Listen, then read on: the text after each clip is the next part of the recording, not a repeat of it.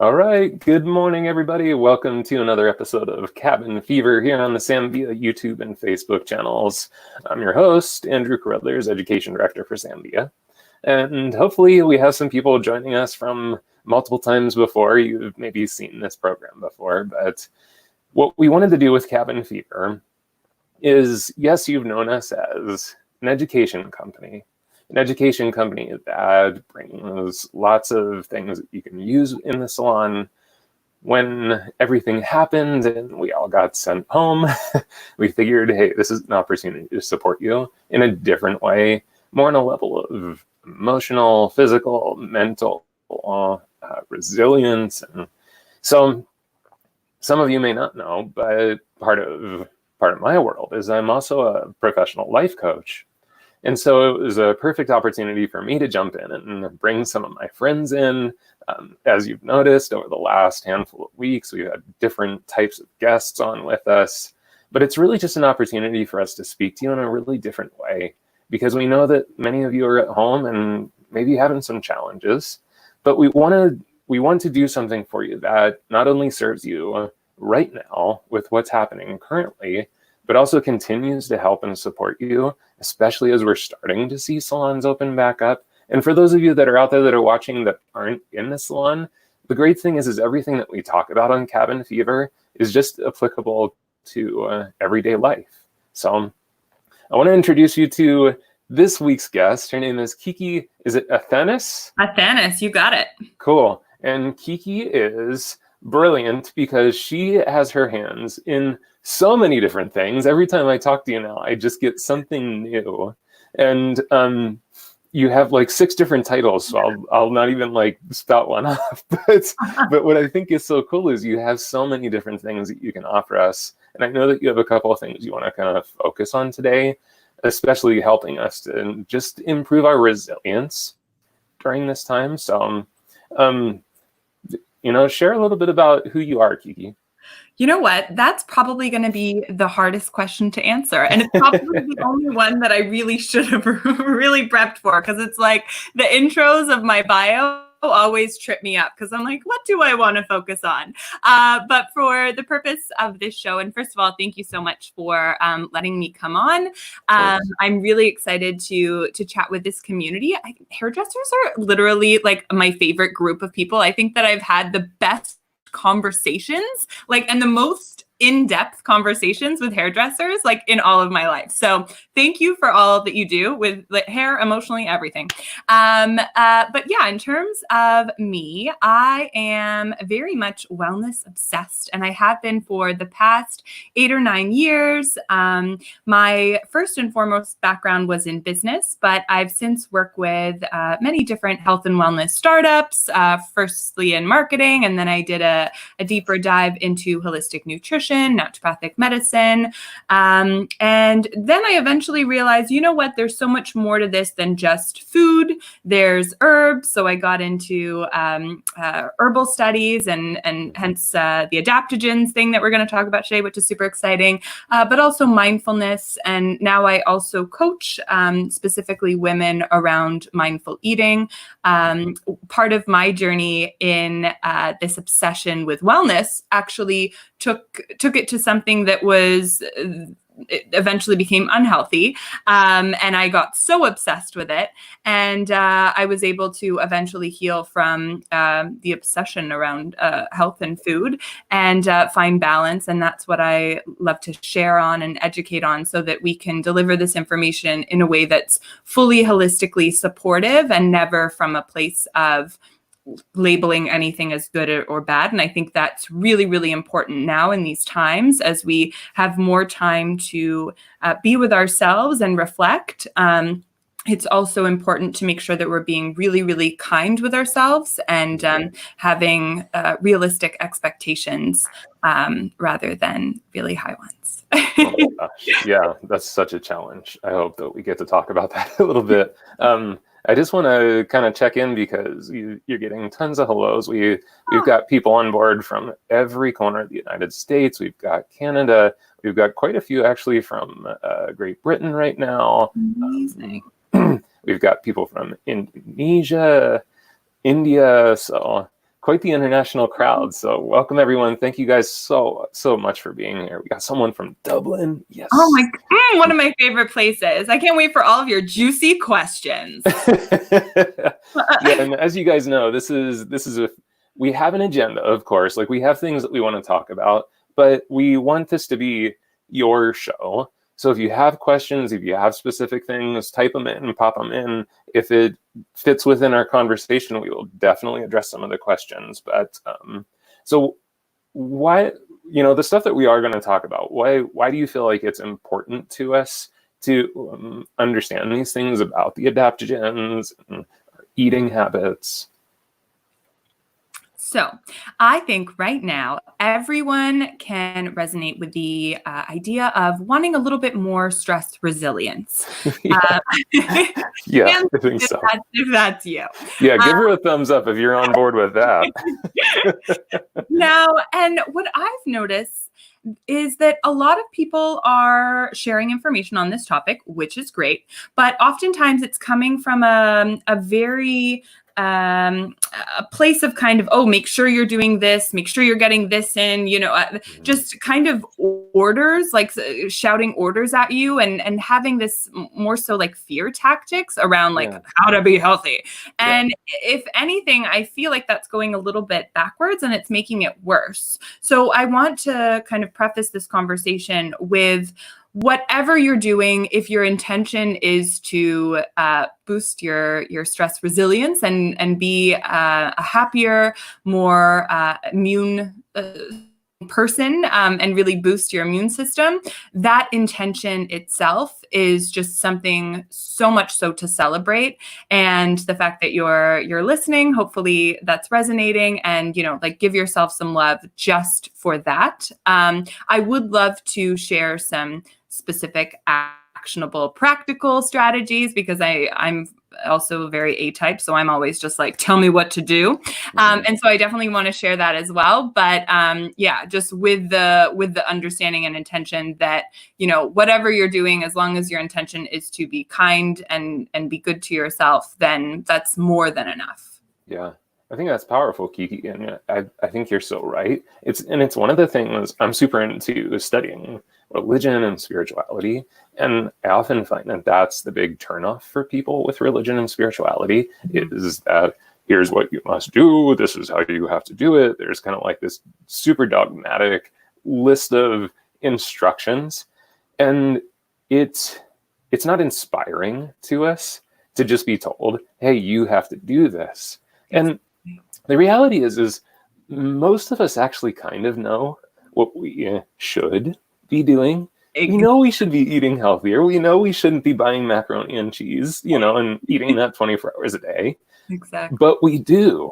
So I totally agree with you. I think it's so important that we kind of get out of this mindset of this is how you have to do things or else, because that's not motivational. So, absolutely. Love that. Absolutely. Yeah. I think we all get it. Like, turmeric is anti-inflammatory. Like, what goes on? Which, and I love turmeric. It's great. And actually that segues really nicely into adaptogenic herbs, because for whatever reason, that's one of the juiciest little hacks to boosting your stress resilience that I feel like a lot of people aren't too familiar with. And that's why I love chatting about it, because people always get really excited because it's like, ooh, it's a new thing. Like, someone's talking about health beyond quinoa and like avocado toast.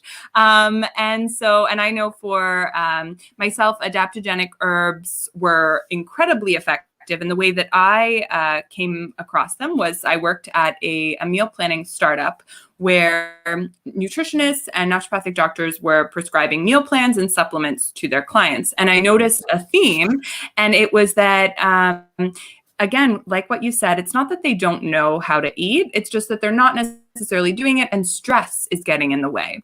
So a lot of these holistic practitioners were suggesting and recommending supplementing with adaptogenic herbs. And I was always a guinea pig for this sort of stuff. So I absolutely tried it for myself, absolutely loved it. And the reason why I like to preach on it is for those that are maybe spending way too much in the supplement aisle, which I definitely was at one point. And the thing with supplements in terms of vitamins is it can get a little bit tricky. You really do need to work with a practitioner. You really do need to be careful. For instance, adding iron, but then if you're taking it with this medicine or this other vitamin, it can get a little bit confusing. But what I love about adaptogenic herbs is that they have so many benefits, a lot of which are actually more powerful than medicines or specific vitamin compounds. But they're actually food grade herbs. So the background is from traditional Chinese medicine and Ayurvedic medicine. And so they're things that you can incorporate into your diet just like you would food, and with very, very minimal, if any, negative side effects. So that's what actually makes one of the constitutions that makes an herb adaptogenic is that it's non-toxic, so that it doesn't have any side effects. So I like to start with that so that we can all be on board with like, okay, this is like a safe thing that I might want to explore. Yeah. And in terms of the benefits, really the name in itself helps to hint at what they do. They help us to adapt to stress. So they really help to nourish your adrenal glands. Adrenals have become really trendy right now because everyone's like, oh, adrenal fatigue. I think I have that. Probably because everyone kind of does. And so if you could take something that its literal job is to nourish your adrenal glands and really bring your body back into equilibrium, why would you not? Like, it would be rude not to. And so, really, it would be rude. Yes, it would be. I mean, come on, don't be rude to yourself. And the way that I love crystals and I love all of these different magical things, but I think adaptogenic herbs are the most magical out of all of this woo-woo stuff, except it's actually science. So the way that they work is they work with the innate intelligence of your body. And so if they need to bring you up or bring you down, that's what they'll do. So here's an example. Everyone right now wants to boost their immune system, right? Except if you're having an allergic reaction, you'd actually want to downregulate your immune system. So what you really would love to take is an immune modulator. Again, that's what adaptogenic herbs are. They go in and they'll bring you up when you need to be brought up. They'll bring you down when you need to be brought down. So if you think of like your body as there's this like juicy point where everything is in balance. Adaptogenic herbs, their main goal is they go into your body and make sure that your all of these systems are in balance. And when I say systems, I mean the your immune system. So again, like when you figure this out and then that they're safe, it's just like, why isn't everyone taking them? Yeah, seriously. And that's one thing that's always kind of been a frustration personally with just medicine in general. We especially here in the West, we tend to, oh, I have a headache. Okay, what can I take to get rid of my headache? Oh, I have a stomach ache. Okay, what can I do to cover up my stomach ache? Instead of actually looking at things that are causation of our experience. And so, because even if you go to the doctor a lot of times, don't get me wrong, there's definitely doctors out there that want to fish through and figure out, okay, what's causing this problem? But so often it's just like, oh, well, you just have acid reflux. So here, take these pills for the rest of your life that stop acid production in your stomach. Yeah. What? Like, come on. Use all these other side effects, Yeah. Constipation, you want to kill your partner. Like, there's all these things, but, no acid reflux for you. And the thing is the history of Ayurvedic and Chinese medicine, like, this isn't woo-woo stuff. This is scientific, proven medicine just as much as your Tylenol in your cabinet. And I think that's the thing that I just wish that our society was more accepting of, is this isn't just for people with like Buddha beads and flowery skirts. Like, this is medicine. Oh my God, absolutely. I remember when I first started teaching adaptogen workshops, I would always start with, oh my goodness, it's been used for thousands of years in traditional Chinese and Ayurvedic medicines. And like everyone was still kind of like, that for whatever reason, that doesn't move the needle with people. But then I started talking about the more modern history of adaptogens, which was when the former USSR started using them for their elite personnel and using them for soldiers to boost recovery, for their elite personnel that were under intense stress. Specifically, the ones that were used in this case were rhodiola, Siberian ginseng. There's thousands and thousands of studies around this. And for whatever reason, that seems to get people like, perking up and sort of believing like, oh, okay, this could actually work for me. This isn't something I have to like be on a high vibe to like experience the benefits of. Yeah, and the good news is we don't have to spend a ton of time convincing this crew, because like the great thing is I think the people that show up for this particular program are kind of on board with this stuff. And I've got like Dot and Teresa and Becca and Tara. They're all like, yeah, totally, we're with you. We get this. They're totally on board. So so can you kind of start to take us down that path of like, what are these herbs? Are they things that are like, can I just go to the store and buy it? Yes. Oh my goodness. So that's the best part about them. They are readily accessible. Again, whenever I do my workshops, I always have people that like come over to me afterwards and be like, where do you get them? Like, who's your guy? Yeah. Who's your dealer? Right? Dealer, Kiki. I'm like, you go to the health food store and they are in Whole Foods. Herbal. Yeah, Whole Foods. You'll overpay at Whole Foods, but you can do that too. Any health food store. And you can find them in capsules, in powders. So for if you want to like mix them into smoothies, you can find them in tinctures, alcohol or glycerin based. And then you can also find them in teas. Now the thing with teas is you would need to drink quite a bit. There you go. You could put some adaptogens in there. There's 12, depending on which sort of thought leader you follow. There's 12 different kinds of adaptogens, but for the most part, they're non-toxic herbs. They help to boost your body's stress resilience, the sort of reserves that your body can pull on. You do need to take them over a fairly long period of time. They're not something that you can just kind of sprinkle into a smoothie and be like, ooh, like I'm feeling the benefits. Some people say that they do, like in just one dose, but really what you want to do is take them over a period of at least 3 weeks. And you'll really start to notice the benefits after 6 weeks, after 2-3 months, so that you can build up that reserve in your body. The reason why I eventually created my product, although like you can get adaptogens again anywhere, is I found that kind of issue with people is the fact that you do have to take them every day. So if you're not having a smoothie every day and can put your ashwagandha in there, oh yes, because disclaimer, most of them taste completely the most horrible thing ever. Ashwagandha is actually, in other words, known as horse sweat. Not that you'd know what horse sweat tastes like, but if you taste ashwagandha, you'll have the idea of what it might. So I decided to put them into a really clean gummy form so that you could actually take a potent dose every day, and hence why that was that idea came to be. But if you're, and if your audience is like go-getters, like health optimizers, then go for the powders or the tinctures or in another form, and it'll be just as effective. Well, and Kiki didn't want me to, but I kind of pushed her. I am going to pimp her stuff because she has a company that actually has these adaptogenic gummies. And they're really cool.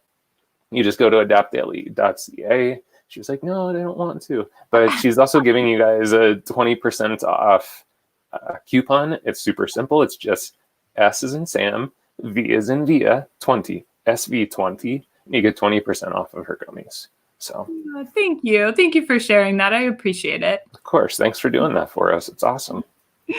So you said we can get some of these things if I want to, let's say, because I'm in the same boat everyone is. Stress levels are high. Some days I'm pretty good with them. Some days I'm not so good with them. What are kind of the gateway products? Like, what could I just kind of head out and grab right now and start to incorporate? Question. Wonderful question. Because while I mentioned adaptogens, totally safe, they are on, you can think of them as on a spectrum. So there's this soothing, more nourishing adaptogens that are across the board, great for everyone, whether you just want to, boost your physical performance, or whether you're really, really, really at the complete state of burnout and really need some soothing and nourishment for your adrenal glands. And so those, I'll give some specific examples. All of the medicinal mushrooms would count under that category. So chaga mushroom, reishi mushroom, and then a few of the others that are the more nourishing adaptogenic herbs, ashwagandha, holy basil. And so hence in my product, I put only the soothing, nourishing ones. Now, if you're for the most part, you might be a little bit stressed, but you're not at the point of absolute burnout, you can also experiment with some of the more stimulating adaptogens. So some of these ones are ginseng, rhodiola, I'm trying to think of maca. So these are ones that, Schizandra berry, these are ones that you wouldn't want to take right before bed. They're not like caffeine where they'll give you like a buzz, but they are a little bit more stimulating. And for if you're actually suffering from full on adrenal fatigue and full on burnout, there is a possibility that they can actually elevate symptoms and you can feel a little bit more anxious. Just like how if you're a really anxious person and you drink coffee, you can feel even more wired. Sometimes it's rare, but sometimes those more stimulating adaptogens can be in that way. So for those that just want to I just want to try something out, a great sort of gateway would be to grab some holy basil tea. I noticed someone mentioned holy basil. Susan. Amazing. So holy basil tea also actually tastes good. So it's a nice little gateway. Chaga tea is another one that's soothing and it tastes really nice. And then once you kind of get a little bit your footing, you can try ashwagandha and try to disguise that. Ashwagandha, although it tastes complete, complete crap, you can actually, there's like a little hack that I found. For whatever reason, if you mix powdered ashwagandha with a nut butter, it tastes disappears. It tastes like really good. Like it's like weird good. So there's a little hack for you there. But something like chaga, maca, I use in baking. So another great way is just to start incorporating them into food. So let's say you don't want to use them specifically in a strategic medicinal form. You can just start incorporating them into food, make a ginseng salad dressing and put a little bit of the extract in there and just kind of be fun with it so that it doesn't feel like it's this, this pill that you have to take, but rather it's just a way to up level the food that you're already eating. Very cool. So I know probably many people are saying like, wow, I don't even know how to spell some of these words. Is there a resource out there that we can point them to, or is there could potentially you just give me a list afterwards and I can put it into the description or something of the video? I do. I have, and I didn't want to because I don't want to feel like I'm like pushing my stuff, but it's like completely free. I have an adaptogen recipe ebook where I've actually incorporated adaptogens into really simple recipes. And that the start of that ebook actually has like a really quick little summary of all the different adaptogens. So I'm happy to share that with you afterwards, like the link if you want to send it out to your people. It's on my sites, one of my 1,000 sites. Yeah, let's do that. Make sure I get that afterwards. And just so you guys know, I have put her most kind of pertinent to our conversation contact points within the description of the videos. So if you're on YouTube or you're on Facebook, doesn't matter. Just go to the description. There's links in there. There's also a link for the 20% off with her gummies if you want to try those. So once she gives me that information, I'll pop that into the description again too for you guys. Yeah, the ebook would be right. Awesome, Diane. So yay. Cool. And, I think that's kind of a good place for us to sort of segue into the conversation of food too, because I know that you kind of have a real passion for the not diet, eating to be positive for us. Absolutely. I spent way too many years preaching around the food itself and the ingredients itself. And I've beyond adaptogenic herbs, because those are ingredients. But for the most part now, I separate from the specifics around what you're actually eating and really like to focus on the how. So, for those listening, and, I'm about to talk about mindful eating. And I know with new coaching clients, they'll often first be like, oh, no, well, like, I know how to eat, or like, no, you'd actually be pretty proud of my meals or something. They almost get on the defense. And it's like, no, we're not addressing the what, we're addressing the how. So we can all improve our relationship to food and how food nourishes our body simply by changing how we eat it. And if that's McDonald's and fries, then make sure you're eating it with, love and intention, and that you can get all of the nourishment out of it. And this is coming from a place of, again, me having disordered eating back years ago, where I would just be like binge eating kale, but was still really damaging my body and not giving it the love that it needed. So I think in times like these, when some of us are literally living right next to our kitchens all day long. And I'm noticing, again, from some of my clients that they're coming to me and they're like, wow, like it's really bringing to the surface, like cravings, binge eating, emotional eating, snacking. And so for anyone that is struggling with this, number one, I want to say you're absolutely not alone. If you're overeating during this time, you might have the extra time, you don't have to commute to work, or you're not, busy at the hair salon, making people beautiful. You're at home and you might be comforting yourself with food. And so I wanted to share some actionable strategies that you might want to implement in terms of fostering a more mindful relationship with food. And so should I just jump into it? I'm kind of sure. Yeah. What's kind of cool too is if you were here for Jan Neiman's live stream with me, I think it was 2 weeks ago. Okay. Just put a yes in the comment box, because this sounds really similar to there's eating program or coaching program, I guess you would call it, called energetics. Yes. And a very, very similar concept to it of you tap into the body's needs, and it's all about the intention and where you're coming from when you eat. It's super interesting, and it's cool that it seems like you're kind of on a similar path here. So very cool. Yes, and it's so funny because I just heard about energetics, right? Is that what it's called? Mm-hmm. Yeah.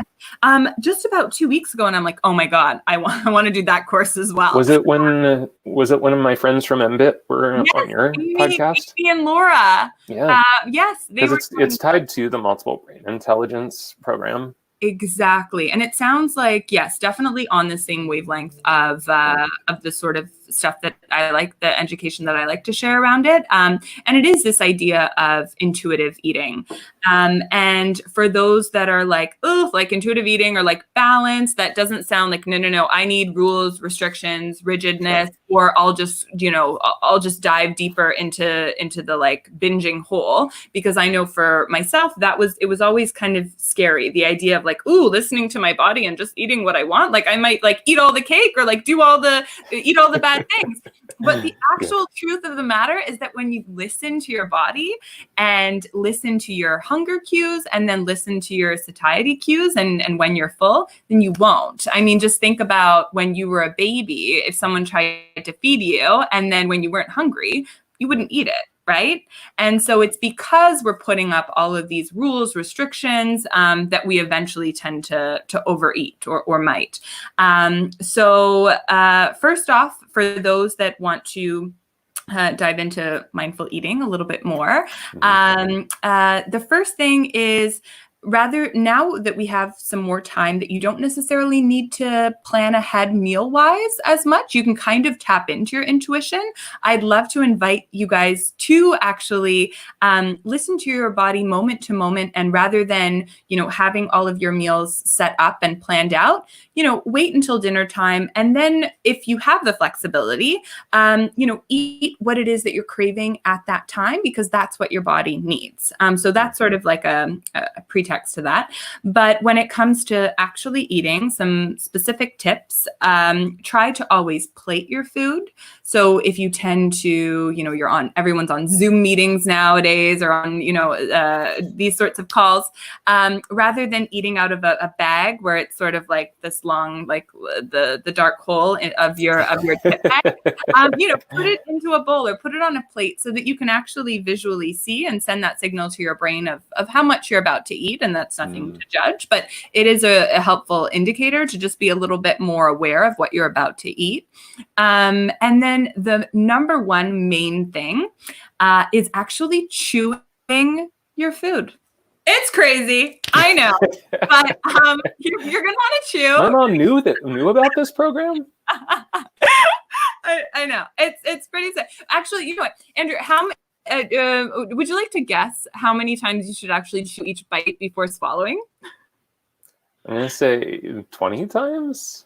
Oh my God, you're good. People are gonna think that I told you the answers before. That's how many times. That's wonderful. No, honestly, I've heard that somewhere before. I don't know where I heard it, but I did hear it somewhere. Yeah, 15 to 20 times to chew every bite before swallowing. It takes a lot of, you'll notice that eating a meal actually takes a lot longer than it might if you're not chewing as many times. So that's one thing. And then eating without distractions. So, even right now, we might not need to eat while we're driving to work or something like that, but we still often may, eat while being on our phone or eat while, watching something. So if you can really set aside that time where you can just be present with your food and just enjoy every bite. I mean, food is such a beautiful, amazing, fun, nourishing thing. And we miss it and it's interesting enough that oftentimes we don't get all the joy from it when we're overeating, which seems counterintuitive because it's like, oh no, I eat too much. I don't want to I shouldn't love food that much. I know it's like, no, if you were actually there present with every bite, you wouldn't actually need that much. The other thing with chewing, to get back to the science, chewing actually activates your digestion and then therefore releases enzymes in literally your spit that help you to digest the food and get more nutrients out of it. So it can be such a simple, fast switch. Like if you tend to experience acid reflux or bloating after meals, literally tonight for dinner, try eating your meal mindfully, without distractions, chewing every bite, and notice how you feel afterwards. You probably won't eat as much, and that's not the intention. The intention isn't to so you eat less, but you just may notice that you eat less, and you'll probably feel a lot better afterwards because you're actually allowing your body to do the digestive work, which is work for your body. So you really need to support it in that. So I heard something kind of recently that I'm curious with your opinion, because to that point, they had talked about the difference between these fruit smoothies and stuff that we make. If you ate the same fruit, the difference in the actual absorption of the nutrients versus just chugging a shake. Oh my goodness. Yes. So I remember this brings me back to like years ago, because when I first started researching around mindful eating, I was like the smoothie queen. It was paralleled into like, because I also loved adaptogenic herbs. So I was like, oh my God, like, so every meal was a smoothie. So I could like put these herbs in them. And then I realized that. And so what I started doing is I would do smoothie bowls. And so I would make them thicker, and then I would make sure that I'd have some sort of crunchy topping so that I could eat the smoothie, so that I would actually have to munch and actually have to chew so that those digestive enzymes could be better activated. And so, yes, there is absolutely benefit to chewing and eating your food versus just drinking it down.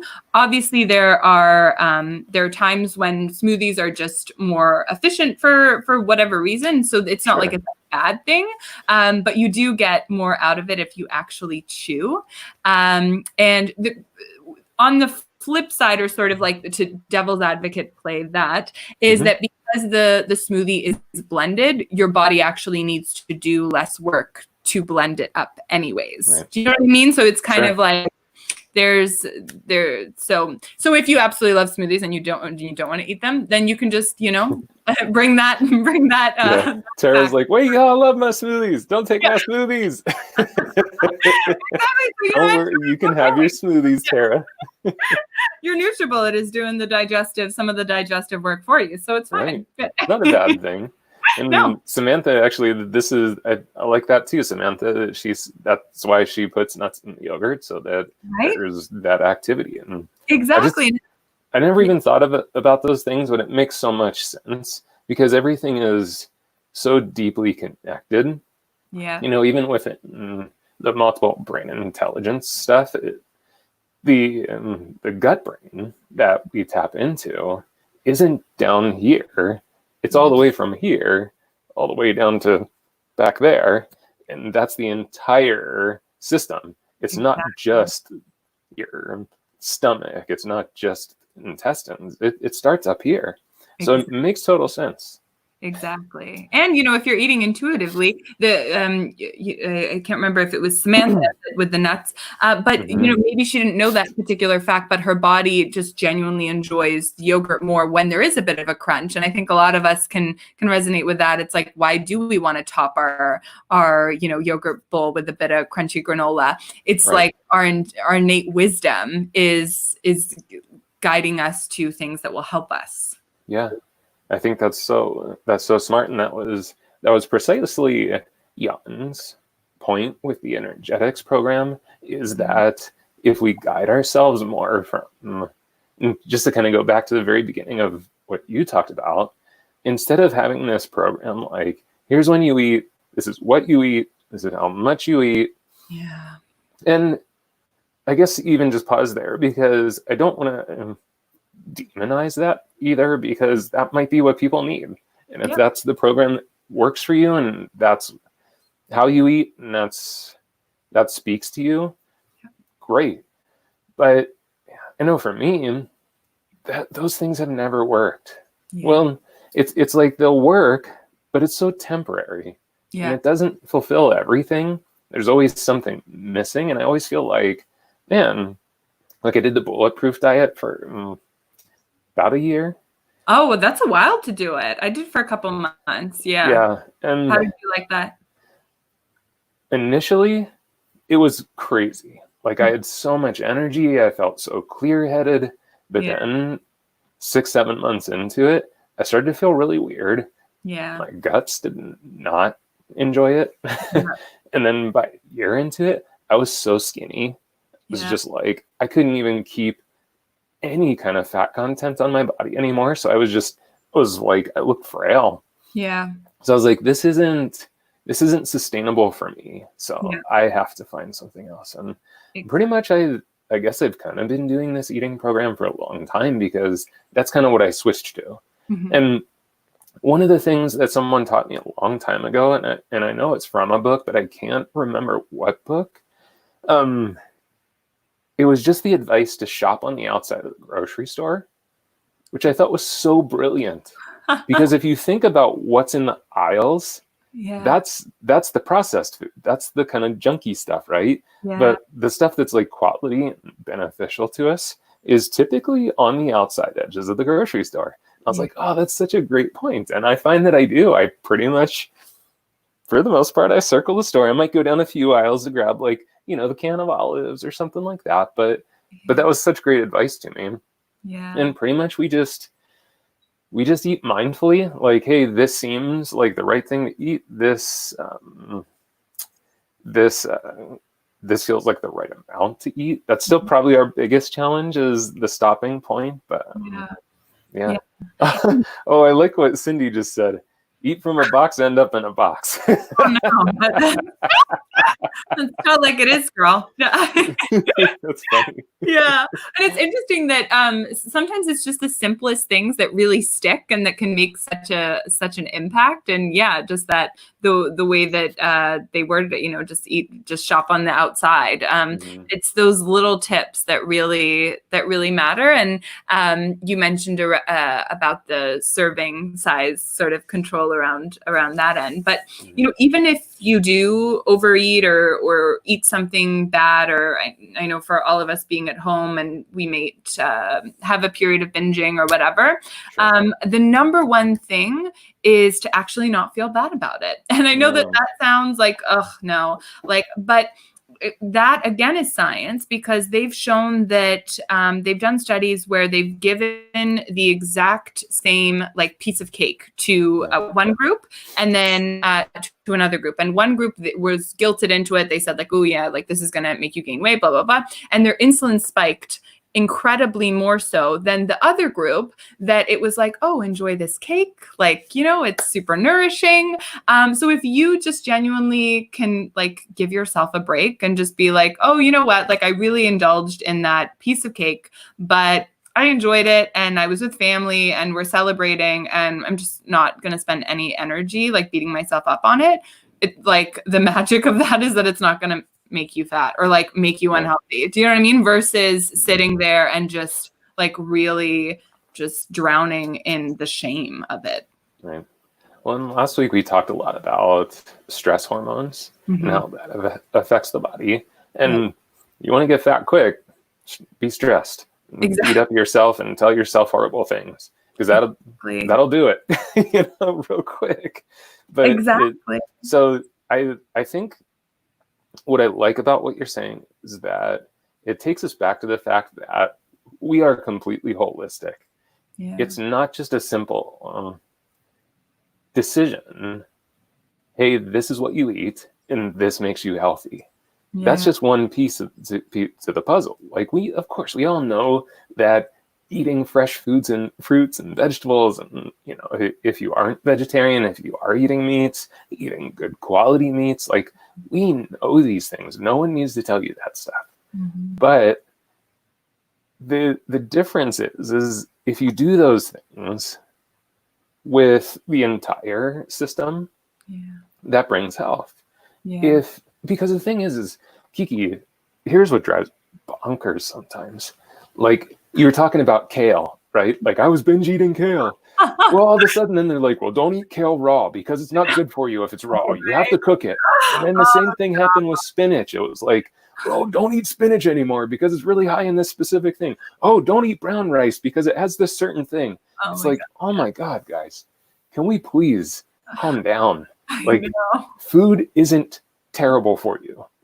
All of a sudden, almost everything that you could possibly put in your mouth had this thing that it was terrible for you.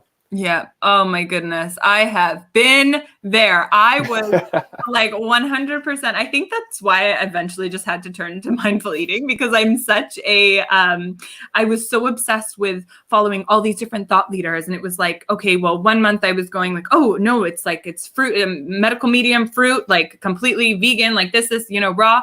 And then the next month it was no, actually, Dr. Mercola is saying fat is fuel, it needs to be all fat. It needs to be. And then, Dave is saying that. And it was just eventually you just have to be oh my God, I think I'm just going to follow what my body needs and love myself regardless.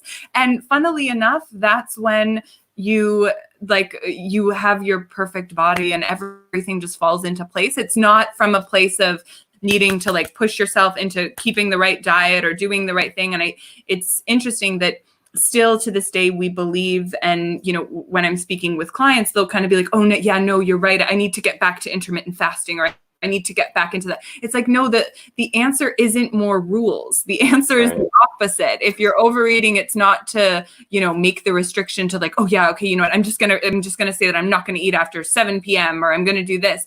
It's like, no, just release into it. And it can be so scary, but the truth of the matter is that when we genuinely care for ourselves, then we take care of ourselves. And so just like loving yourself, I know it sounds so like cliche, but you'll take those steps to make sure that you exercise and that you feed your body well. I think that we're also scared that it's like, oh no, but if I love myself, I'm just going to become a couch potato. Like, no, you're actually going to take steps to be your healthiest, vibrant, most fittest self. So just like suck it up and love yourself. Right. Yeah, there's a reason it's become a cliche, because it's true. Yeah. It's funny, if you hear it over and over and over again, it just might be true. Right? I don't know. I have a couple questions coming. This one's a little on the specific side, and if it's not something that you feel like we can address right now, maybe it's something we can connect with her afterwards. But yeah. I'm trying to identify foods that I have the hardest time. Most are the really good food. Any ideas? I started MCT oil and it seems to help a little bit. Okay, so I definitely don't have like the answer, but it's interesting that she mentioned I seem to have the hardest time with the good food. And it's interesting. What is good? Like, I mean, because that's such a subjective label. So good could be, are you having problem with fresh, raw fruits and vegetables? Because yeah, they can be a lot harder to digest. Although we think that because we see the beautiful people in Bali having the like smoothie bowls, that they're like the fittest people on earth.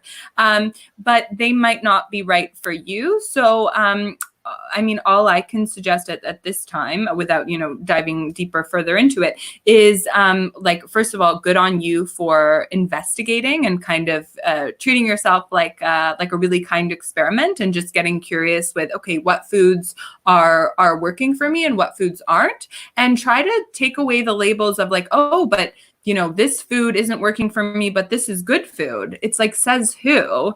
If something isn't treating your body well and you're reacting to it, then that's not good food for you. So just continue in that experiment. It sounds like you're in the right path, and find the foods that work for you. And those are the good foods. And regardless of, what Dave Asprey says, and I love Dave Asprey, so I'm totally not proud of him, but or anyone else. Yeah, and I think that there's so many different ways to perceive this. There's so many different diet plans. There's so many different ways to go about it. And that's kind of the point, is that good food could mean so many different things. Because yeah, like if I noticed for me, if I'm kind of on a like not great path with my food, like I'm kind of slipping a little bit or something, what I tend to do is I'm like, oh, well, now I'm going to eat tons of salads. I'm just going to eat raw food. And for the first day or two that I do it, things don't go well at all, because I've switched from, things that are cooked and processed and like just kind of mush. And then all of a sudden I'm throwing this super high fiber bomb into my gut. And of course it's going to react, right? Yeah. Even though it's good food. The other thing I can also attest to is Chinese medicine. Yeah. They talk so much about seasonal and how we should eat with seasonal aspect too. And I think we miss on that too, because like, especially during the winter, we're not supposed to eat a ton of raw, fresh food. Like during the winter, we should be eating cooked, warm foods in accordance to Chinese medicine. So there's so many different places that we can play. And I think that's kind of what you're saying too, is there isn't a answer to a lot of this stuff. It's, okay, test this. That didn't work. Okay, I'm going to test this. That felt better. And I don't know, how do you feel about food journals? You know what? It's such a great question. So I'm indifferent in terms of they work great for some people and then Okay. they are very destructive for others. So it really Interesting. depends on where you're at. So for instance, for someone like Kiki 5 years ago, suggesting a food journal would be it would just simply be feeding into disordered eating of over rules, regulations, restrictions, and kind of another gateway or another pathway to shaming myself or beating myself up around food. Now, for someone that it's kind of on the opposite end of the spectrum and they just, they're so stressed out and they're just eating mindlessly and they're really not present with what they're consuming, then actually taking a couple days to reflect and map out what it is that you're feeding your body with can be a really, really powerful mindfulness exercise. So it is, again, just where you're at. If a food journal is going to stress you out, or if it's going to be some way, like some other pathway of shaming yourself or beating yourself up, then don't do it. But if you can trust yourself enough to be kind with it and to address it with non-judgment so that you can take some really key action steps to then move on, then I think that it's great. So I think food journaling, I get some of my clients to do it. And I think with a coach or with someone that can hold your hand through it and can make sure that you don't dive into like a downward spiral with it and can really support you with, okay, so like how can we maybe tweak this up or tune this up in a really supportive, healthy manner, then I think it's great.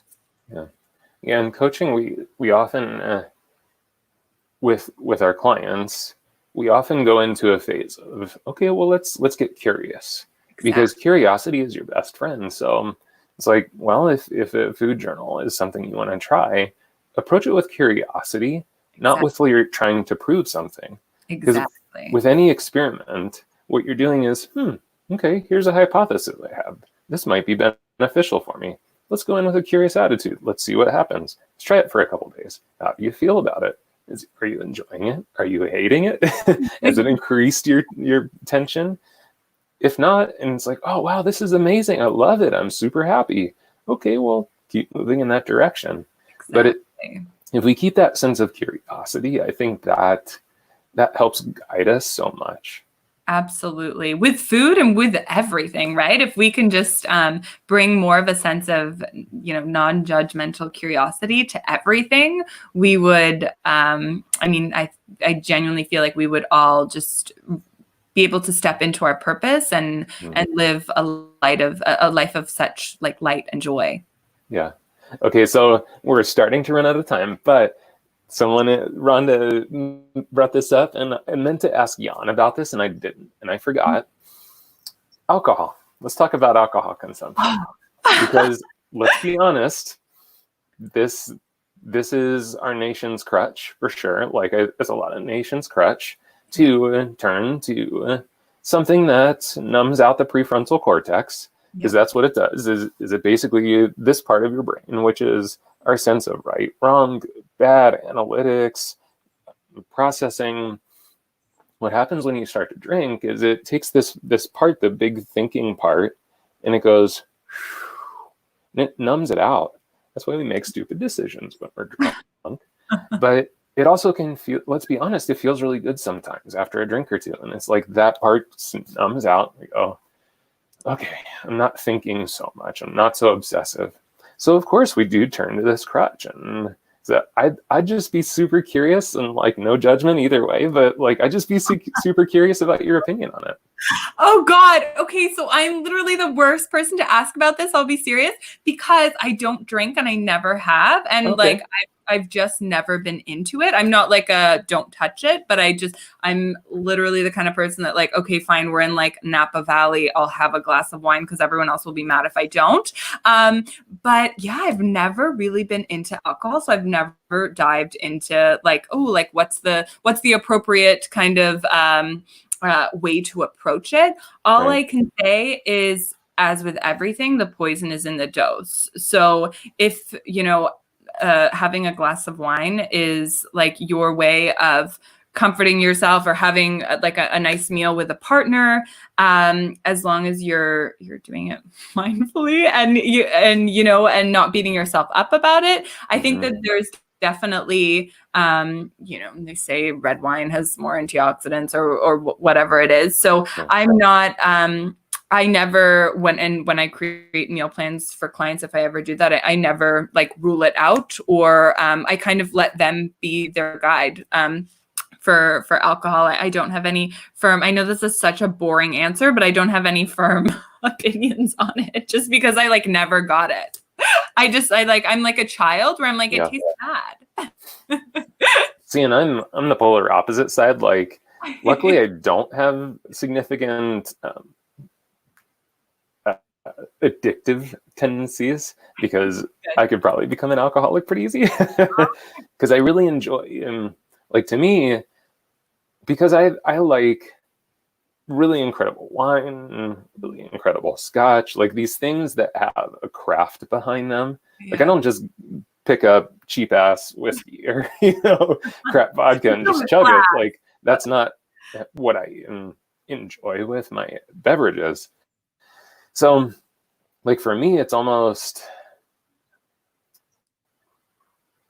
again, I guess, well, no, I'll just say it because it's true. It's kind of a meditation in a lot of ways, because when I sit down to have a great glass of wine or a great scotch, like, I sit with it and I find out who made this, who created it, how was it created, and what's the history, what's the story behind this. So just for me, this is the differentiation that I have kind of created for myself, is our, how did I word it? I worded it so well to myself the other night. Are you using it as a crutch, or are you enjoying it as an experience? That was kind of my thing. And that's not how I put it. And I'm so frustrated that I can't remember it. But like, I'm like, oh, maybe I should drink more. You are inspiring me. This is beautiful. Well, and it's so true. There's such a craft behind, and there's tons of history behind, especially winemaking and brewing and things like that. That it's so interesting. But yeah, I think it comes back to exactly what you're saying, Kiki, which is we have to put that mindfulness in it. Guys, here's the thing: if you're abusing it, your heart will tell you, your gut will tell you, your head's going to be screaming, "What the hell are you doing to yourself?" Like, we just have to tune into the truth that lives within inside of us. And if you're not feeling that way, if you're like, you know what? No, I feel totally fine with my alcohol consumption. I feel totally respectful with my choices, and it's not hurting you in any significant way, then that's your choice. Like, that's how we have to make our own choices.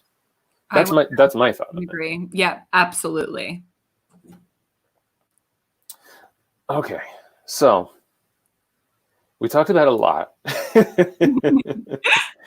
So I'm stoked on the adaptogenic herb conversation, because it's something like, I've been exposed to Chinese medicine quite a bit and some Ayurvedic medicine, but the way that you've kind of set it out for us is, I think, like, I feel comfortable just trying and like kind of dipping my toes into that pond. The adaptogenic side. Love it.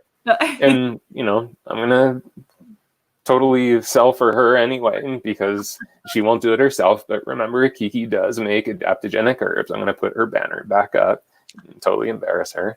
But this is her website. If you go there, you can use the code SV, as in Sambia 20, SV20, and you get 20% off her adaptogenic herb gummies. Thank you. But she's also going to help us out with, we'll put a resource up in the comments in the description of the videos, that we can find out what herbs we can have access to pretty easily. So that, hey, if you don't want to spend the money on gummies, that's okay too. And that was one of the things that, as we talked about this show, she's like, it's really important for me to make sure that people know you don't have to buy my stuff to still benefit from the information. Absolutely. And what a great follow-up to Jan's presentation 2 weeks ago, to just really anchor home that food is an intuitive and mindful practice just as much as anything else. Mm-hmm.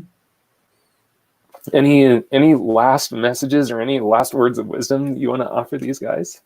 Oh my goodness. Well, I guess for right now, in these times of fear, someone gave me wonderful advice, and the best thing that we can do right now is just be grateful and to practice gratitude. So if nothing else, if like adaptogenic herbs you're not feeling it, and mindful eating, you're not feeling it, just practice gratitude for what you already have and what you're already bringing into your life, and that's the number one way to boost your immune system and to be happy. And I know that that's something that I always fall back on, and I'm really happy that I did. So thank you so much for having me. It was so fun to chat with you. Oh my goodness. Absolutely. Yeah. And speaking of gratitude, huge gratitude for your time and energy coming on here today and sharing all this content with us. I know that these guys definitely appreciate you. There's been just a constant list of great comments, just super supportive. So I hope you get some time to check those out. This will stay live. Well, not live, but it will stay on our YouTube and Facebook channel. So if you want to come back and watch again, and for some of you that the food part spoke to you, I would go back to Jan's interview and check that out as well. And next week on Cabin Fever, I haven't confirmed our guest yet. I have like 3 people I'm waiting for responses from. But next week, Cabin Fever, same time, same place. And of course, on Tuesdays, you get more of a dose of actual haircutting content with Sammy at 11 a.m. Eastern Standard Time. So join Tuesday with Sammy at 11 a.m. next Tuesday. And I'll be back here at 1 p.m. Eastern for Cabin Fever. So thanks again, Kiki. Thank you guys for joining us. Thank you. Bye, everyone. We'll see you later.